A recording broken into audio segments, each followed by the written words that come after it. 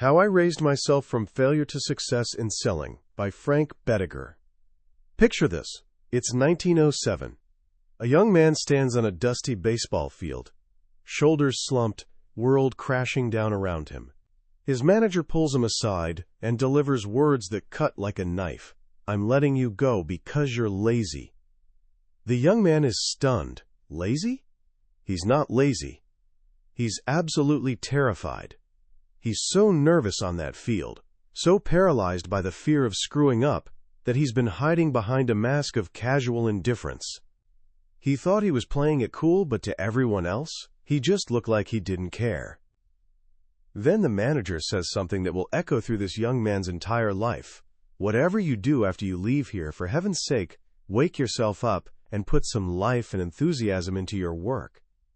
That young man was Frank Bettger. And that single piece of advice, it didn't just save his baseball career. It became the foundation of a philosophy that would transform him from a complete failure in sales into one of the highest paid, most respected salesmen in America. Today we're diving into his incredible story from the timeless classic, How I Raised Myself from Failure to Success in Selling. But here's the thing. This isn't just a book about sales. This is a book about what it means to be human. It's a roadmap for anyone who's ever felt fear, faced failure, or wondered if they really have what it takes. Frank Bettger was nobody special. He never finished grade school. At 29, after an arm injury ended his baseball dreams, he was failing so miserably at selling life insurance that he was ready to quit and become a shipping clerk. But then something shifted. He discovered a handful of simple, powerful ideas that changed everything. By the end of today's journey, you'll understand these ideas. You'll learn the one rule that can multiply your income and happiness, the secret to destroying your biggest enemy, and the most important principle of salesmanship ever discovered, one that has nothing to do with manipulation and everything to do with genuine human connection. This isn't just a summary. It's a journey into the mind of a man who turned his greatest weaknesses into his greatest strengths. So settle in, and let's begin.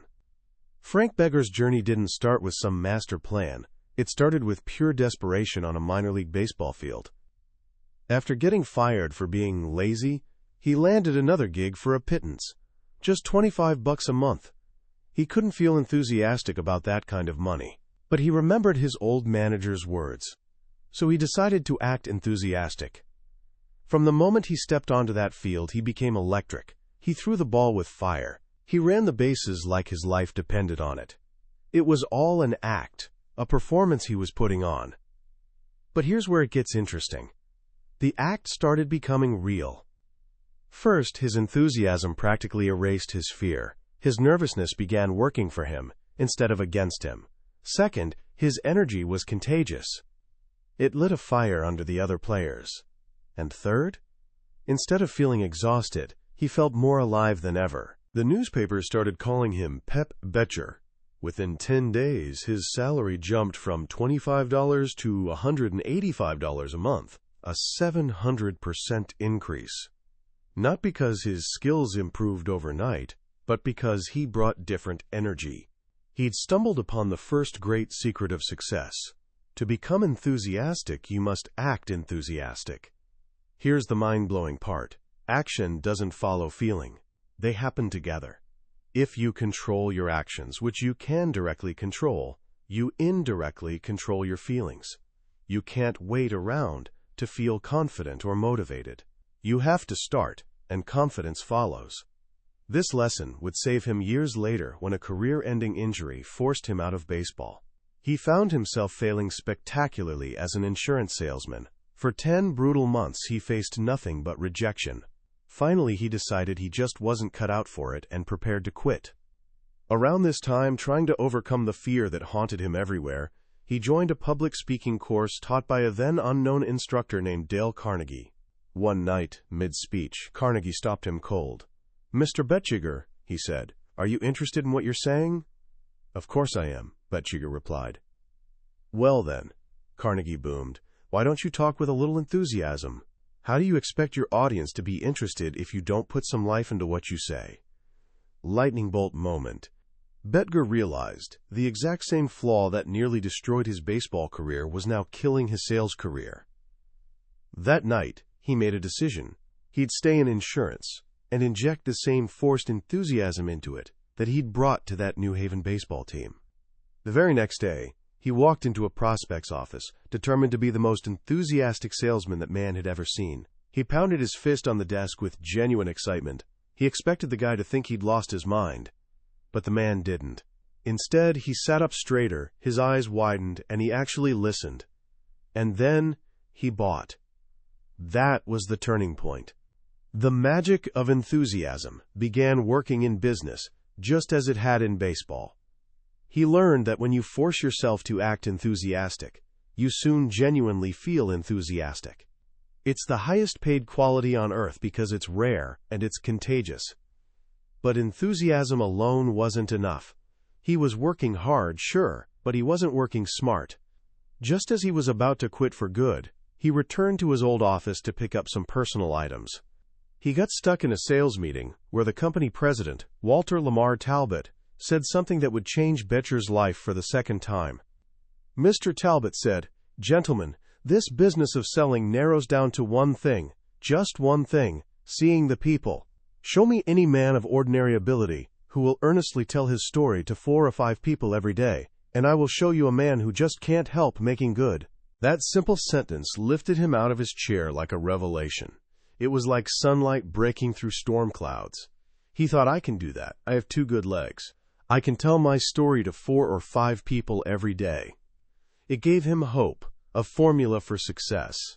It wasn't about being brilliant or slick. It was about consistent, daily effort.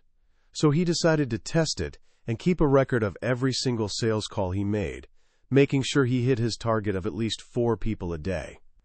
In the last 10 weeks of that year, focusing only on that one goal, he sold more insurance than he had in the entire previous 10 months. The simple act of tracking his effort proved the formula worked. Feeling confident, he stopped keeping records. And guess what happened? His sales fell off a cliff. He found himself back in the same old rut. One Saturday, he locked himself in a conference room and had a brutally honest conversation with himself. What's wrong with me? The answer was clear. He wasn't seeing the people. He went back to keeping records, this time for a full year. The results were astounding. He'd made 1,849 calls, which resulted in 828 interviews and 65 sales. His commission was over $4,000. He did the math. Every single call he made, whether he saw the person or not, whether he made a sale or not, was worth $2.30 to him. Think about that for a second. Suddenly, rejection didn't sting anymore. A no was just part of the process. Every closed door, every person who wasn't interested, still put $2.30 in his pocket.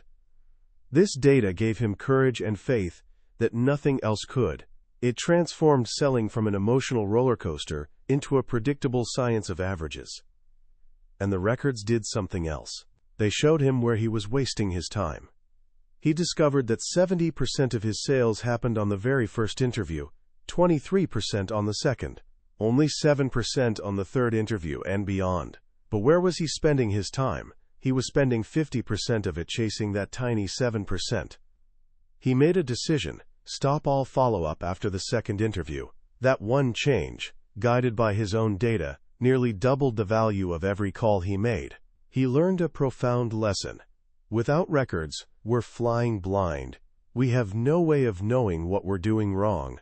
Selling is the easiest job in the world if you work it hard, but the hardest job in the world if you try to work it easy. And the foundation of working hard is simple: making the calls. So now Frank Bettger had 2 powerful tools: infectious enthusiasm and the discipline of consistent, measured action. But there was a third piece of the puzzle he was missing, and it was the most important one. He was seeing people, but he wasn't truly connecting with them.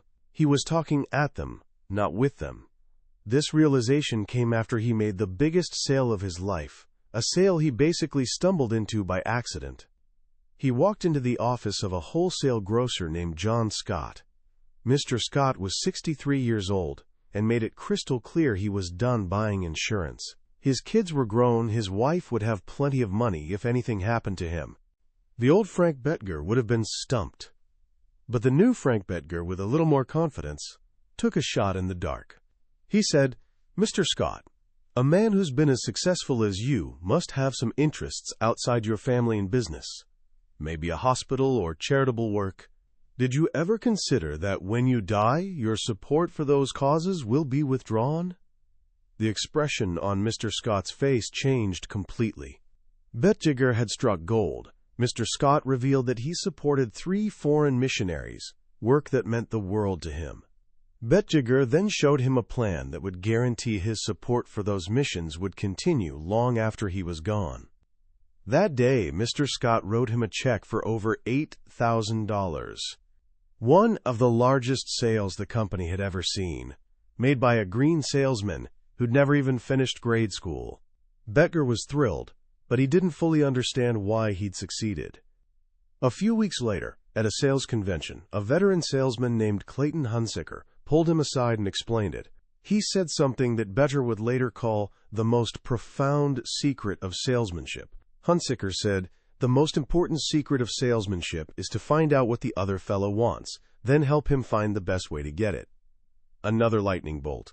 Bettger realized he'd been barging into offices, talking about his product, talking about what he wanted, without ever trying to discover what the other person truly cared about.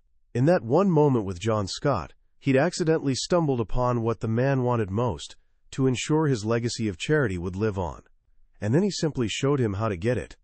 This principle transformed his entire approach. He was no longer a salesman peddling a product. He was a problem solver, an assistant buyer, helping people achieve their goals. He stopped dreading sales calls because he wasn't a nuisance anymore. He was there to help. He later returned to John Scott and, using the same principle, helped him create a plan to ensure his business would continue after he was gone, resulting in an even larger sale. He'd discovered the golden rule of human influence. As Dale Carnegie would later say, there is only one way under high heaven to get anybody to do anything, and that is by making the other person want to do it. When you show people what they want, they'll move heaven and earth to get it. This led Bettger to the next evolution in his technique. He knew the what, find out what they want, but he still needed to perfect the how. How do you discover what a person wants, especially when they might not even know themselves? The answer came from another master salesman, J. Elliott Hall, who revealed an amazing method at a sales congress. Hall said he'd failed as a salesman because he was making too many, quote, positive statements. He was telling people what they should do. He was arguing with their objections. Hall then gave a demonstration that electrified an audience of 2,000 salesmen. He invited them to fire any objection at him, and he met every single one not with a clever comeback, but with a simple question. He never told anyone they were wrong. He just kept asking questions that forced them to agree with simple truths, questions that guided them to their own conclusions. His questions had only one purpose: to help the other person recognize what they wanted, and then help them decide how to get it. Bettger was absolutely floored. He realized that this, the art of asking questions, was the master key. A few days later, he had a chance to put it to the test. A friend told him a New York manufacturer, a Mr. Booth, was in the market for a massive $250,000 insurance policy. The company was taking out a loan, and the creditors insisted on it. 10 other large insurance companies were already competing for the business. The old Bettger would have been terrified. But the new Bettger sat down and spent 2 hours preparing, not a pitch, but a series of 14 simple questions. When he walked into Mr. Booth's office the next morning, he saw a stack of proposals from competitors on the desk. Mr. Booth told him flatly, "I'm afraid you're wasting your time. My close personal friend is one of the other brokers." Instead of arguing, Bettger did something startling. He said, "Mr. Booth, if you were my own brother, I would tell you to take all those proposals and immediately throw them into that wastepaper basket." Mr. Booth was astonished. "Why?" he asked. "Because," Bettger explained, "interpreting those proposals correctly would require an actuary. You could close your eyes and point to one, and it would be just as likely to be the best deal as one you spent weeks studying. Frankly, they're all great companies. That's not the real issue here." and then he began asking his questions. As I understand it, he started, your creditors have confidence in you, if you live. But in the event of your death, they don't have the same confidence in your company. Isn't that right? Yes, I suppose that's right, Booth admitted. Then why, Bettger continued, isn't it of paramount importance that you obtain this insurance immediately and transfer that risk? Suppose the fire insurance on your plant expired yesterday. You wouldn't be able to sleep tonight, would you? Of course not, Booth said. Well, your creditors regard this insurance on your life with the same importance. He kept going, question after question, not about the cost or features of his product, but about the risk of delay. He highlighted the danger of waking up with a sore throat, postponing the medical exam, and potentially having the entire loan jeopardized. He turned the key issue away from which policy is cheapest and focused it squarely on how do I eliminate this risk right now. He never told Mr. Booth what to do. He simply led him down a path of logic where there was only one possible conclusion. The entire 15-minute interview was a series of questions. When he was done, Mr. Booth stood up, walked to the hat rack, and said, "Let's go." He was on his way to the medical exam. The sale was made. Bettger had learned that questions keep the other person in the driver's seat. They make the idea their idea. This Socratic method, he later discovered, was the same technique Benjamin Franklin used to persuade people. Franklin learned to stop contradicting people abruptly. Instead, he would begin by saying, in certain cases your opinion would be right, but in the present case there seems to be some difference. This art of inquiry, of asking why, became Bettger's most powerful tool. When a prospect said, I can't afford it, instead of arguing, he would simply ask, why? This simple three-letter word gently forces people to examine their own objections. More often than not, they talk themselves out of them. He also discovered that people rarely give you their real reason for not buying at first. They give you a reason that sounds good. J.P. Morgan once said, a man generally has two reasons for doing a thing, one that sounds good and a real one. To uncover the real reason, Bettger developed a magic phrase. After a prospect gave an objection, he would pause and then ask, in addition to that, isn't there something else in the back of your mind? It was astonishing how often this worked. A man would say, we can't afford it, business is in the red. And after Bettger asked his magic question, the man would admit, well, yes, there is something else. I'm worried that this plan will sell out my interest in the business if I die, leaving my sons out in the cold. Once the real objection was on the table, it could be addressed and solved. Through these experiences, Bettger was building a complete system for success, founded on timeless principles of human psychology. He learned that being a good listener was just as important as being a good questioner. He discovered the power of a simple, genuine smile to make himself welcome everywhere. He developed a system for remembering names and faces, knowing that a person's name is to them the sweetest sound in any language. He called it the IRA method: impression, repetition, and association. Get a clear impression of the name, repeat it several times, and associate it with an action or image. He also learned to praise his competitors. When a prospect mentioned they were already doing business with another company, Bettger would say, "You've picked one of the best. None better in the world." This created instant trust. It showed he was confident and honest, not desperate and critical. But of all the lessons he learned, perhaps the most liberating was one he discovered by watching another baseball legend, Babe Ruth. Bettger was in the crowd one day when the Babe struck out twice in a row to the jeers of 35,000 fans. Both times, Ruth just smiled, tipped his cap, and walked back to the dugout. Then, in the 8th inning with the bases loaded, he came to bat again. 2 strikes. He swung so hard on the second one that he fell to the ground. The crowd was going absolutely wild. But Ruth got up, brushed himself off, and on the very next pitch, he hit one of the longest home runs ever seen. Later, a reporter asked him what he does when he gets in a batting slump. Babe replied, "I just keep going, up there and keep swinging, at 'em.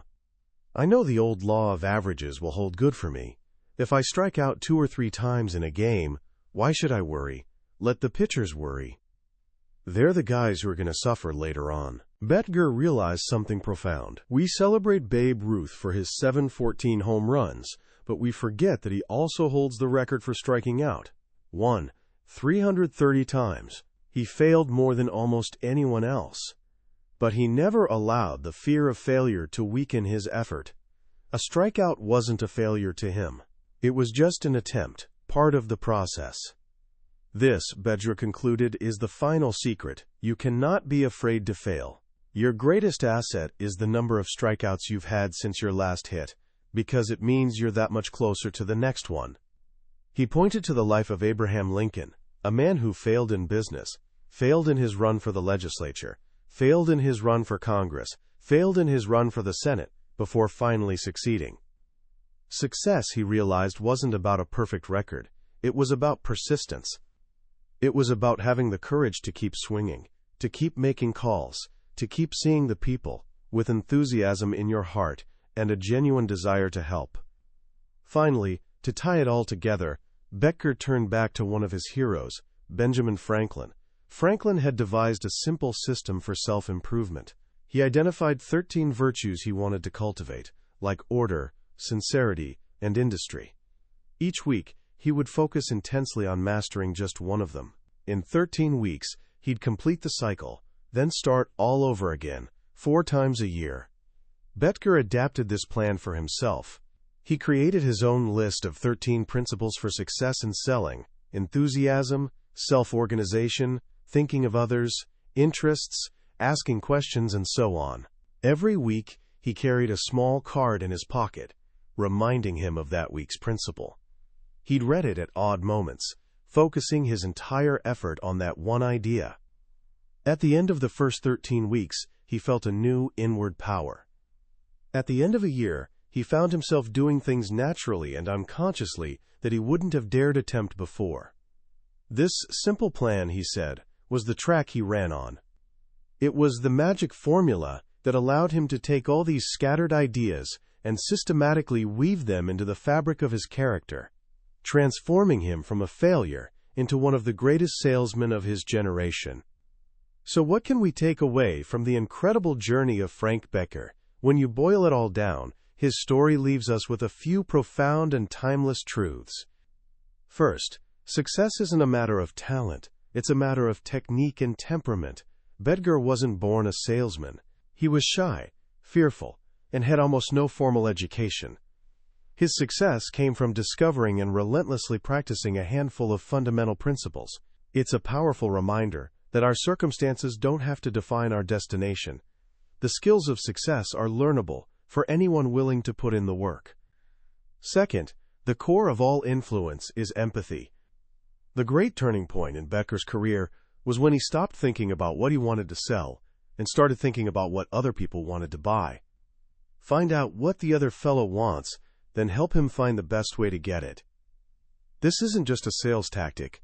It's a philosophy for life. Whether you're a leader, a parent, a friend, or an entrepreneur, your ability to influence others depends entirely on your ability to see the world from their perspective. In an age of digital noise and impersonal transactions, this principle of genuine human connection is more valuable than ever. And finally, we must redefine our relationship with failure. The story of Babe Ruth striking out 330 times is perhaps the most powerful metaphor in the book. We live in a culture that glorifies success while hiding the messy reality of the failures that preceded it. Bettger teaches us that failure isn't the opposite of success. It's a stepping stone to it. Every strikeout is simply data. It's proof that you're in the game, that you're making the effort, and that you're moving one step closer to your next yes. True failure isn't striking out. It's being too afraid to step up to the plate in the first place. So how can you apply these ideas to your own life, starting today? Let's keep it simple. Pick one of Bettger's core principles and try Franklin's method. For just 1 week, focus on a single idea. Maybe it's the enthusiasm principle. For the next 7 days, consciously act with more energy and passion in your work or your interactions at home. Don't wait to feel it, just do it and see what happens. Or maybe it's the art of the question. For 1 week, make it your mission to talk less and ask more. When faced with a disagreement, instead of stating your opinion, simply ask, "Why do you feel that way?" and then truly listen to the answer. Frank Bettger's story is a powerful testament to the idea that small, consistent actions, guided by the right principles, can lead to extraordinary transformations. It's not about becoming a different person overnight. It's about becoming a slightly better version of yourself, day by day. That was a summary of How I Raised Myself from Failure to Success in Selling by Frank Bettger. We've explored the highlights today, but I'll be honest with you. A summary can only ever be a map. The real treasure is found when you make the journey yourself. The true magic of this book lies in the quiet moments of reading, when one of Bettger's simple, honest stories connects with a personal struggle or ambition in a way you didn't expect. This summary is your guide to decide if this book deserves your time. If anything we've talked about has sparked something in you, I encourage you to pick up a copy. Reading it isn't just about learning sales techniques. It's an experience that can genuinely change how you approach your life, your work, and your relationships. Also, if you found this journey valuable, please show your support by hitting that like button and subscribing to the channel. That way, you won't miss our next exploration into another life-changing book from the billionaire's bookshelf. Let's keep learning and growing together.